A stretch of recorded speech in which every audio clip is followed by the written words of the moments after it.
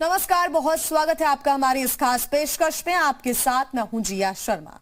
शुक्रवार से बजट सत्र की शुरुआत हो चुकी है। बजट को लेकर आम से लेकर खास सभी वर्गों की निगाहें अब सरकार पर टिकी हुई हैं। बजट को लेकर सरकार से क्या है जनता की उम्मीद, कैसा होगा बजट, किस सेक्टर पर रहेगी सरकार की मेहरबानी, मिलेगा इन सारे सवालों का जवाब।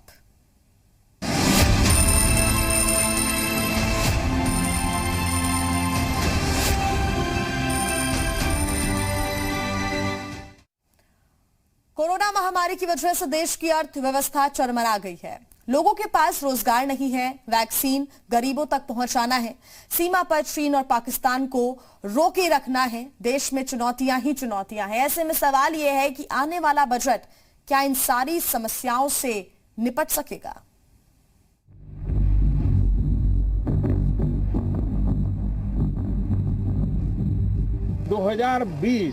एक प्रकार से लगातार मिनी बजट का सिलसिला चलता रहा और इसलिए ये बजट भी उन 4-5 बजट की श्रृंखला में ही देखा जाएगा, ये मुझे पूरा विश्वास है।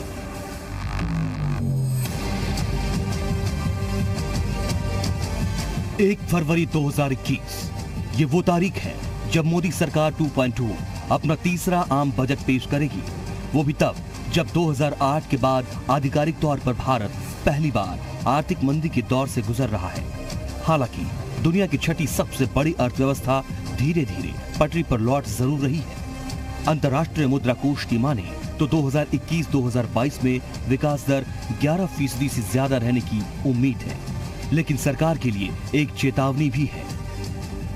मार्केट एक्सपर्ट्स ने साफ कर दिया है कि अगर भारी मात्रा में खर्च नहीं किया गया तो अर्थव्यवस्था को विकास के पथ पर वापस लाना मुश्किल होगा। ऐसे में ये कहना गलत नहीं होगा कि आजाद भारत में शायद ही किसी भी वित्त मंत्री को इतनी जटिल समस्याओं का सामना करना पड़ा होगा जितना निर्मला सीतारमण को सामना करना पड़ रहा है। हम आपको सिलसिलेवार बताएंगे कि आखिर जनता की उम्मीदों और सरकार की जरूरतों को पूरा करने के लिए वित्त मंत्री ने क्या योजनाएं बनाई हैं। लेकिन उससे पहले ये जानना भी जरूरी है कि आखिर सरकार अर्थ की व्यवस्था करती कैसे है। निर्मला सीतारमण का वित्त मंत्री रहते हुए ये तीसरा बजट है। हालांकि उनका पहला बजट पूर्ण बजट नहीं था और दूसरे बजट में भी जो भी घोषणाएं की थी वो भी कोरोना की भेंट चढ़ गई और इस बार भी कोरोना एक बहुत बड़ा फैक्टर साबित होगा। मौजूदा बजट कोरोना महामारी के कारण पैदा हुई परिस्थिति के बीच तैयार किया जा रहा है। देश की अर्थव्यवस्था की स्थिति डावाडोल है। कोरोना के कारण 1.5 लाख से अधिक लोगों की मृत्यु हो चुकी है और 1 करोड़ से अधिक लोग संक्रमित हो चुके हैं। सरकार को कमजोर सरकारी स्वास्थ्य व्यवस्था का पुनर्निर्माण करना है। देश की राजधानी दिल्ली में 2 महीनों से किसान कृषि बिल के विरोध में प्रदर्शन कर रहे हैं। चीन के साथ सीमा पर तनाव महीनों से जारी है और सबसे अहम बात यह है कि सरकारी खजाने में पैसे की कमी है। सरकार के सामने मंदी से उबरने और विकास की पटरी पर लौटने की चुनौती है। बजट में जीडीपी के ग्रोथ के आंकड़े पर काफी फोकस रहता है, यानी कि देश में आर्थिक विकास कितनी तेजी से हो रहा है। इसका लेखा जोखा जीडीपी यानी ग्रॉस डोमेस्टिक प्रोडक्ट से तय होता है। इसे ऐसे समझ सकते हैं कि पूरे साल में देश में कितने सामान का उत्पादन हुआ और कितनी सेवाएं दी। कुल उत्पादन और कुल सर्विस को जोड़ देते हैं। आमतौर पर ग्रोथ कृषि, उद्योग और सर्विस सेक्टर में होती है। इन तीनों सेक्टर की ग्रोथ को जोड़कर एक आंकड़ा लाया जाता है। इस आंकड़े को जीडीपी ग्रोथ यानी आर्थिक विकास दर कहते हैं। जीडीपी ग्रोथ जितनी ज्यादा होगी, देश की तरक्की उतनी ही ज्यादा होगी, बाजार उतना ही खुशहाल होगा। 2020-21 में जीडीपी का आकार 224.89 लाख करोड़ रुपए था, जो अब कम होकर 194.82 लाख करोड़ रुपए रहने का अनुमान है, यानी इसमें 13.4% की कमी आई है। जाहिर है जीडीपी में सुधार के लिए सर्विस, मैन्युफैक्चरिंग और कृषि सुधारों पर जोर देना होगा। सर्विस सेक्टर में सबसे अहम भूमिका एमएसएमई सेक्टर की है। एमएसएमई सेक्टर एक तरह से अर्थव्यवस्था की रीढ़ मानी जाती है। एमएसएमई सेक्टर की आर्थिक बोझ में कमी की मांग। क्या बजट में सरकार एमएसएमई के लिए बढ़ाएगी पैकेज? सूक्ष्म, लघु और मध्यम उद्यम एमएसएमई सेक्टर को भी इस लॉकडाउन के कारण काफी बड़े नुकसान का सामना करना पड़ा है। एमएसएमई सेक्टर अभी भी नकदी की समस्या का सामना कर रहा है। भारत में कृषि के बाद एमएसएमई सेक्टर में ही सबसे ज्यादा रोजगार मिलता है। साथ ही देश के निर्यात में भी ये सेक्टर बहुत अहम रोल निभाता है। लेकिन कोरोना महामारी का असर जिन सेक्टर्स पर सबसे ज्यादा पड़ा है, उनमें एमएसएमई प्रमुख है। यही वजह है कि एमएसएमई सेक्टर को आगामी बजट से बहुत उम्मीदें होंगी। सरकार के सामने चुनौती होगी कि एमएसएमई सेक्टर में तकनीक, टैक्स पॉलिसी को उद्योग के मुताबिक बनाने और डिजिटल इकोसिस्टम को बढ़ावा दिया जाए। पिछला साल हमारा बहुत मुश्किल में बीता। एमएसएमई तो वर्चुअली रीढ़ की हड्डी जो है वो देश कहता है वो टूट गई। लेकिन फिर सरकार आत्मनिर्भर भारत के साथ सामने आई और बहुत इजी वे में उन्होंने फंडिंग की। उद्योग उम्मीद कर रहा था दैट कोई ग्रांट्स आएंगी और ग्रांट्स ना आके लोन शेप में आया, लेकिन उससे जो है एमएसएमई को एक दोबारा से खड़े होने का मौका मिला। एमएसएमई को बढ़ावा देने के लिए सरकार की ओर से कदम उठाए जा रहे हैं। वहीं लॉकडाउन के बाद मोदी सरकार की ओर से एमएसएमई को बढ़ावा देने के लिए कई ऐलान भी किए गए। वित्त मंत्री निर्मला सीतारमण की ओर से लॉकडाउन के दौरान एमएसएमई के लिए 3 लाख करोड़ रुपए का पैकेज दिया गया। हालांकि अब बजट 2021 से भी एमएसएमई को कई उम्मीदें हैं। माना जा रहा है कि इस बार के बजट में एमएसएमई सेक्टर के लिए सरकार आर्थिक पैकेज बढ़ा सकती है और कुछ राहत भी दे सकती है। अब आज जरूरत इस बात की है दैट आने वाले वक्त में जब हम ये देख रहे हैं एक फंडिंग आई और उसकी वजह से एमएसएमई अपने पैरों पे खड़ा होने दोबारा लगा, ग्रोथ भी बढ़ी, डिमांड भी बढ़ी। अब आगे कहीं ये एनपीए में तो नहीं तब्दील हो जाएंगे, तो एक हैंड होल्डिंग सरकार की तरफ से बहुत जरूरी है। तो एक कोलैबोरेटिव एफर्ट चाहिए बैंक्स और आत्मनिर्भर भारत के बीच में, ताकि इन दोनों के रास्ता एक सुगम रास्ता बन सके आगे। वहीं देश का बढ़ता व्यापार घाटा भी अर्थव्यवस्था के लिए बड़ी चिंता का विषय है। फाइनेंशियल एक्सपर्ट्स का मानना है कि ऐसे में सरकार को निर्यात में बढ़ोतरी और आयात में कमी करने की दिशा में कदम उठाने की जरूरत है। द्विपक्षीय और त्रिपक्षीय व्यापार को बढ़ाने के लिए सरकार को विभिन्न देशों के साथ मुक्त व्यापार समझौते करने चाहिए। Actually ease of doing business जो है वो ऑन द ग्राउंड होना चाहिए, वो खाली कागजों में नहीं चलेगा। उसके लिए क्या होगी कि गवर्नमेंट के जितने भी डिसीजन है वो टाइम बाउंड होने चाहिए। अगर कोई डिसीजन एक हफ्ते में लेना है तो एक हफ्ते के अंदर ऑन द ग्राउंड होना चाहिए, तभी कुछ होगा। और दूसरी बात यह है कि जो इंडस्ट्रियलिस्ट है उसके पास टाइम नहीं है, उसको सबसे प्राइम मूवर है टाइम, उसका टाइम सेव होना बहुत जरूरी है। बजट से पहले मैन्युफैक्चरिंग ग्रोथ के मोर्चे पर जोरदार झटका। बजट में मैन्युफैक्चरिंग सेक्टर के लिए खास रोड मैप की तैयारी। मैन्युफैक्चरिंग सेक्टर ऐसा क्षेत्र है जिस पर विशेष ध्यान देने की आवश्यकता है। देश की जीडीपी में इस सेक्टर का दूसरा बड़ा योगदान है। आज दुनिया विनिर्माण क्षेत्र में चीन का विकल्प तलाश रही है। भारत को इस अवसर को भुनाने के लिए सही रणनीति को लागू करने की आवश्यकता है। भारत को ग्लोबल मैन्युफैक्चरिंग हब के रूप में उभरने के लिए एक प्रमुख भागीदार के रूप में कार्य करना चाहिए। मैन्युफैक्चरिंग सेक्टर को कैसे बूस्ट करेगी सरकार? बजट 2021 से बड़े इंफ्रास्ट्रक्चर प्रोजेक्ट को गति मिल सकती है। चमड़ा, रत्न एवं आभूषण जैसे श्रम प्रधान क्षेत्रों के लिए मिल सकती है सहायता। मेगा इंडस्ट्रियल सिटी जैसी घोषणाएं भी इकोनॉमी को बूस्ट करेगी। राजमार्ग, मेट्रो, जल जीवन मिशन आगे बढ़ाने की तैयारी। ऑटो सेक्टर और स्टील उद्योग के लिए भी बजट में हो सकती है घोषणा। खिलौनों की मैन्युफैक्चरिंग बढ़ाने को लेकर नई पॉलिसी ला सकती है सरकार। इंफ्रास्ट्रक्चर सेक्टर के लिए नेशनल बैंक बनाए जा सकते हैं। फर्टिलाइजर और इलेक्ट्रॉनिक मैन्युफैक्चरिंग सेक्टर को मिल सकती है तरजीह। केमिकल सेक्टर को आत्मनिर्भर बनाने की बजट में हो सकती है घोषणा। सरकार को ऐसे सेक्टर में निवेश पर फोकस करना होगा जो देश के विकास के लिए जरूरी है। एक्सपर्ट की राय है कि सरकार को पब्लिक इंफ्रास्ट्रक्चर प्रोजेक्ट पर खर्च बढ़ाना चाहिए, जिससे आखिरकार और ज्यादा रोजगार के अवसर पैदा होंगे। As an industry, we're looking at 3 basic I elements. First, it has to be investment driven, which will come from the government. Second, it has to be innovation, which the industry and all stakeholders have to come and see. जैसे हम आत्मनिर्भर Bharat, vocal for local, इन चीजों की बात कर रहे हैं. So these are the innovations which will give MSMEs and other sectors to take it to the next level. And I think third is always investment, as investment, innovation and incentives. Corona महामारी में खेती का मिला साथ। क्या अब की बार budget में होगी किसानों की बात? यह बजट ऐसे समय में पेश हो रहा है जब पिछले करीब 1.5 महीने से पंजाब और हरियाणा के किसान नए कृषि कानून को लेकर विरोध कर रहे हैं। ऐसे में सबकी निगाहें इस बात पर लगी होंगी कि सरकार किसानों को लेकर बजट में किस तरह के प्रावधान करती है। नए कृषि कानूनों को लेकर हो रहे विरोध को देखते हुए सरकार किसानों के हितों को ध्यान में रखते हुए कुछ उपायों की घोषणा कर सकती है। सरकार ने 2022 तक किसानों की आय को दोगुना करने का लक्ष्य रखा है। इसी को ध्यान में रखते हुए नरेंद्र मोदी की अगुवाई वाली सरकार ने प्रधानमंत्री किसान सम्मान निधि योजना की घोषणा की थी। इस योजना के तहत सरकार किसानों को हर वित्त वर्ष में 3 बराबर किस्तों में 6,000 रुपए की रकम भेजती है। सरकार ने वित्त वर्ष 2020-21 के बजट में कृषि क्षेत्र के लिए 2 लाख करोड़ रुपए का प्रावधान किया था। फिलहाल कृषि की सालाना विकास दर महज 2.9% है। 2 साल में अनाज, दलहन और तिलहन की पैदावार 117 लाख टन बढ़ी है। किसानों को देश की तरक्की और विकास की रीढ़ माना जाता रहा है और किसान राजनीतिक दलों का भविष्य तय करने में भी बड़ी भूमिका निभाते रहे हैं। ऐसे में सरकार किसानों के लिए बड़ी घोषणाएं कर उनका दिल जीतने की कोशिश कर सकती है।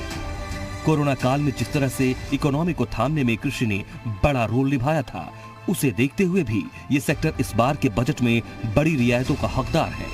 उम्मीद की जा रही है कि किसानों की आय दोगुनी करने से जुड़े कुछ ठोस ऐलान बजट में किए जा सकते हैं। जो हमारी आदान सामग्री है, जिसको हम क्रिटिकल इनपुट कहते हैं, आदान सामग्री में जैसे बीज, रासायनिक उर्वरक, कीटनाशक, रासायनिक फफूंदनाशक, इन पे जरूर विचार करना चाहिए क्योंकि ये बहुत ज़्यादा महंगे रहते हैं। इस कारण जो किसान की जो क्या करना चाहिए, जो व्यय करता है, जो कॉस्ट ऑफ कल्टीवेशन है, वो थोड़ा बढ़ती है, जिससे उसकी आय थोड़ा कम होती है। देश की 70% आबादी के गुजर बसर के इस जरिए ने ही लॉकडाउन में भी लोगों को लाचार नहीं होने दिया था। ऐसे में कृषि सेक्टर को बजट से ऐसे ऐलानों की उम्मीद है जिससे कृषि के विकास दर को नई ऊंचाई पर ले जाने का रास्ता खुल जाए। भारत को चीन और पाकिस्तान से सीमा पर दोहरी चुनौती का सामना करना पड़ रहा है। इसे देखते हुए सशस्त्र बलों के आधुनिकीकरण और साजो सामान की खरीद की कई योजनाओं को लागू करना है। इसलिए जानकारों का कहना है कि इस साल रक्षा बजट में भारी बढ़त हो सकती है। डिफेंस अफेयर्स की कमेटी जिसने रिकमेंड किया था कि हमारा डिफेंस बजट कम से कम जीडीपी का 3% होना चाहिए, तो मेरे विचार में इतना बजट तो होना ही चाहिए। देखिए, अगर हमारे देश की सीमाएं सुरक्षित हैं, हमारे देश सुरक्षित रहेगा, और अगर हमारी सीमाएं सुरक्षित हैं तो हम अपने आप को एक रीजनल पावर तो घोषित कर ही चुके हैं और बन चुके हैं। अगर हमें अपने एक दुनिया की पावर, वर्ल्ड पावर में अपने आप को प्रोजेक्ट करना है, अपने आप को दिखाना है, अमेरिका, चीन, फ्रांस और दूसरे देशों के सामने खड़ा होना है, तो हमें अपने देश की शक्ति को, सैन्य शक्ति को बढ़ाना होगा। और सैन्य शक्ति तभी बढ़ सकती है जब हम उसका बजट अच्छा बढ़ाएं। कैसा होगा रक्षा बजट? सीमाओं पर हाल के वर्षों में बढ़ी है चुनौती, सुरक्षा बलों के आधुनिकीकरण पर है जोर। डिफेंस बजट में अच्छी बढ़त का अनुमान, रक्षा मंत्रालय ने की अतिरिक्त फंड की मांग। पिछले साल 6% बढ़ाया गया था रक्षा बजट। डिफेंस सेक्टर में मेक इन इंडिया पर जोर की उम्मीद। एलएसी पर भारत और चीन की सेनाओं के बीच टकराव को देखते हुए इस बात की उम्मीद की जा रही है कि वित्त वर्ष 2021-22 के बजट में भारत सरकार रक्षा क्षेत्र में आवंटन में अभूतपूर्व बढ़ोतरी कर सकती है। हालांकि इस बात की उम्मीद की जा रही है कि सरकार डिफेंस सेक्टर में भी मेक इन इंडिया पर विशेष जोर देगी। इसका संकेत मई 2020 में ही मिल चुका है, जब वित्त मंत्री निर्मला सीतारमण ने डिफेंस सेक्टर में ऑटोमेटिक रूट के जरिए प्रत्यक्ष विदेशी निवेश यानी एफडीआई की सीमा को 49% से बढ़ाकर 74% करने का ऐलान किया था। वर्तमान हालातों को देखते हुए भारतीय सेना सशस्त्र बलों के आधुनिकीकरण और साजो सामान की खरीद के लिए कई योजनाओं को तैयार करना है। इन योजनाओं को लागू करने के लिए भी जानकार ये मानकर चल रहे हैं कि यह तभी संभव हो सकेगा जब रक्षा बजट में भारी बढ़त हो।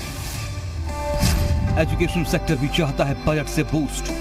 एजुकेशन और करियर की राह आसान करने वाला हो बजट। कोरोना महामारी का असर वैसे तो तमाम सेक्टर्स पर पड़ा है, लेकिन हमारा एजुकेशनल सेक्टर पूरी तरह से चरमरा गया है।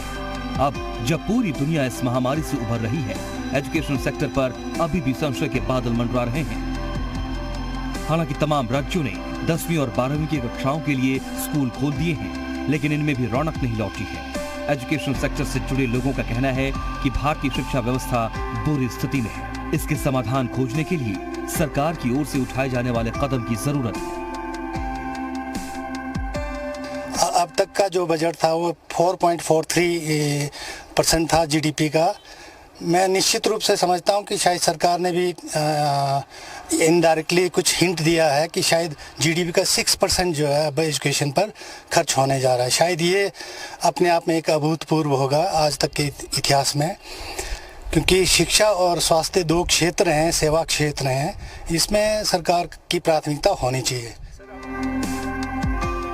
नई शिक्षा नीति के अनुसार शिक्षा पर होने वाले कुल सरकारी खर्च में 10% के मुकाबले साल 2030 तक 20% तक की बढ़ोतरी होनी चाहिए। इसलिए उम्मीद की जा रही है कि सरकार मौजूदा शिक्षा बजट में शिक्षण संस्थानों पर होने वाला खर्च बढ़ाएगी। शिक्षा क्षेत्र को क्या है उम्मीदें? नई शिक्षा नीति के लिए मिल सकता है अलग से फंड। शिक्षा मंत्रालय ने वित्त मंत्रालय को दिया है प्रस्ताव। शिक्षकों के लिए रिलीफ फंड की मांग, स्कूलों में फ्री इंटरनेट की डिमांड, आसानी से मिले एजुकेशन लोन। ऑनलाइन को एक औपचारिक एजुकेशन भी की तरफ भी हमें सोचना पड़ेगा कि इसको औपचारिक रूप से इसे अनिवार्य किया जाए।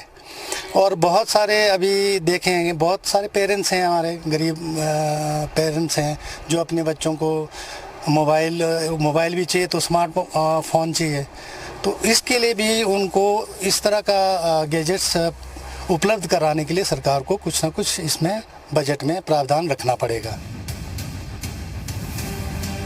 कोरोना महामारी ने सरकार को एहसास कराया कि देश के स्वास्थ्य क्षेत्र में बड़े निवेश की जरूरत है। अभी भारत में हर 10,000 लोगों के हिस्से में अस्पताल के 5 बेड, 8.6 डॉक्टर आते हैं, जिसके साथ देश मानव विकास इंडेक्स में 155वें नंबर पर आता है। देश में हेल्थ केयर सेक्टर में जीडीपी का 3.6% ही खर्च किया जाता है, जो कि अन्य विकासशील देशों के मुकाबले कम है। साथ ही देश के शहरी और ग्रामीण क्षेत्रों में स्वास्थ्य सेवाओं में काफी अंतर है। ऐसे में उम्मीद की जा रही है कि सरकार इस सेक्टर में निवेश बढ़ाने की दिशा में काम करेगी। पूरी सरकारी व्यवस्था अस्पतालों की पूरे देश में काफ़ी ज़्यादा अस्त व्यस्त रही कोरोना काल में।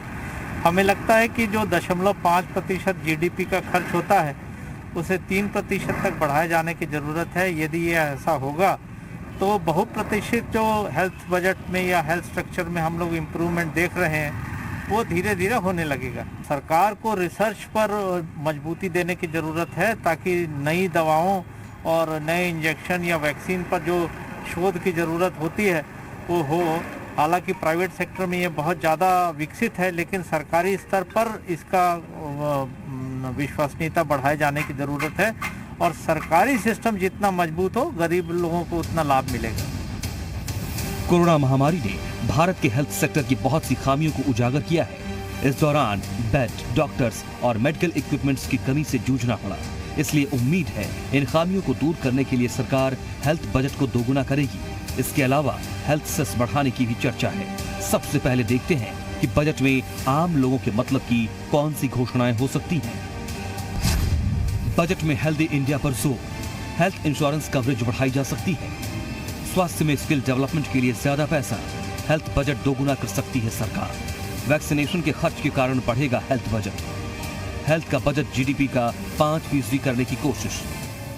इस बीच संयुक्त राष्ट्र, अंतर्राष्ट्रीय मुद्रा कोष, IMF और अन्य एजेंसियों ने भारतीय अर्थव्यवस्था को लेकर अनुमान जताया है। भारतीय अर्थव्यवस्था पर संयुक्त राष्ट्र का अनुमान। संयुक्त राष्ट्र की एक रिपोर्ट के अनुसार कोविड-19 और लॉकडाउन से प्रभावित 2020 में भारतीय अर्थव्यवस्था में 9.6% की गिरावट होने का अनुमान है। इस रिपोर्ट में कहा गया है कि भारतीय अर्थव्यवस्था 2021 में 7.3% की वृद्धि दर्ज कर सकती है। भारतीय अर्थव्यवस्था पर अंतर्राष्ट्रीय मुद्रा कोष का अनुमान। IMF ने 2021 में भारत की आर्थिक वृद्धि दर 11.5% रहने का अनुमान जताया है। कोरोना वायरस महामारी के बीच बड़ी अर्थव्यवस्थाओं में भारत एकमात्र देश है जिसकी आर्थिक वृद्धि दर इस साल 2.5 अंक में होगी। IMF द्वारा जारी विश्व आर्थिक परिदृश्य में वृद्धि का अनुमान जताया गया है। भारतीय अर्थव्यवस्था पर ब्रिकवर्क का अनुमान। घरेलू रेटिंग एजेंसी ब्रिकवर्क की एक रिपोर्ट में कहा गया है कि आर्थिक गतिविधियों में सुधार और निम्न तुलनात्मक आधार के प्रभाव के साथ अगले वित्त वर्ष में देश के वास्तविक सकल घरेलू उत्पाद GDP की वृद्धि 11% तक जा सकती है। ब्रिकवर्क रेटिंग्स की रिपोर्ट में कहा गया है कि प्रतिबंधों में छूट के बाद आर्थिक गतिविधियां धीरे धीरे कोविड-19 से पहले की स्थिति में पहुंच रही हैं। निर्मला सीतारमण ने वादा किया है कि इस बार का बजट सबसे अलग होगा, इस सदी का सबसे बेहतर। इसकी झलक बजट सत्र के दौरान राष्ट्रपति अभिभाषण में भी दिखी। आत्मनिर्भर भारत का हमारा लक्ष्य आत्मनिर्भर कृषि से और सशक्त होगा। इसी सोच के साथ सरकार ने बीते 6 वर्षों में बीज से लेकर बाजार तक हर व्यवस्था में सकारात्मक परिवर्तन का प्रयास किया है, ताकि भारतीय कृषि आधुनिक भी बने और कृषि का विस्तार भी हो। इन्हीं प्रयासों के क्रम में मेरी सरकार ने स्वामीनाथन आयोग की सिफारिशों को लागू करते हुए लागत से 1.5 गुना MSP देने का फैसला भी किया है। व्यापक विमर्श के बाद संसद ने 7 महीने पूर्व 3 महत्वपूर्ण कृषि सुधार, कृषक उपज व्यापार और कृषक संवर्धन और सरलीकरण विधेयक, कृषि सशक्तिकरण और संरक्षण, कीमत आश्वासन और कृषि सेवा करार विधेयक और आवश्यक वस्तु संशोधन विधेयक पारित किए हैं। इन कृषि सुधारों का सबसे बड़ा लाभ भी 10 करोड़ से अधिक छोटे किसानों को तुरंत मिलना शुरू हुआ। आम आदमी से लेकर खास तक सबकी निगाहें 1 फरवरी को पेश होने वाली बजट पर टिकी हैं। वहीं अर्थशास्त्रियों के बीच इस बात पर आम सहमति है कि बजट कोई जादू की छड़ी नहीं होती है और महामारी के इस बुरे दौर से उबरने में थोड़ा वक्त लग सकता है। और इसी के साथ इस बुलेटिन में फिलहाल इतना ही। तो बजट सत्र के पहले दिन शुक्रवार को संसद में 2020-21 का आर्थिक सर्वे पेश हो चुका है और सर्वे के मुताबिक कोरोना की वजह से इस साल GDP में 7.7% गिरावट का अंदेशा है। हालांकि इसके बाद तेज रिकवरी की भी उम्मीद है और इसलिए 2021-22 में GDP में 11% ग्रोथ संभावित है। फिर भी महामारी से पहले जैसे स्तर पर आने में इकोनॉमी को 2 साल से ज्यादा का वक्त लग गया। खास पेशकश में बस इतना ही।